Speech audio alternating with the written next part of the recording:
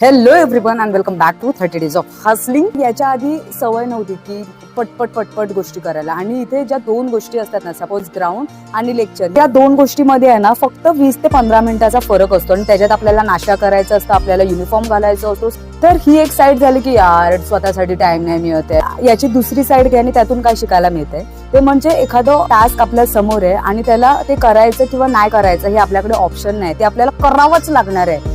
तेव्हा आपलं माइंड फक्त आहे ना त्या गोष्टीवर सोल्युशन काय मिळेल याच्यावर विचार करतं, आणि आपण आपोआप आहे ना स्वतःच्या माइंडवर कमांड देतो की भाई हे करायचंय, याला ऑप्शन नाही. त्या भरतीसाठी खूप कमी महिने राहिले आहेत, तर या टाइम मध्ये खूप असे सेल्फ डाऊट येतात, मी करेन किंवा नाही करेन, ही भरती देऊ की पुढच्या भरतीला आता ट्राय करू. तर ही गोष्ट तुमच्यासाठी कशी युजफुल होऊ शकते माहितीये, डायरी लिहिताना जे रात्री टास्क ठरवलं ना हे करायचंय, सकाळी किती पण कंटाळा येऊ द्या ते करायचंच आहे, त्याच्यासाठी ऑप्शन नाही ठेवायचंय. तो ही एक नवीन गोष्ट मी इथे शिकतेय.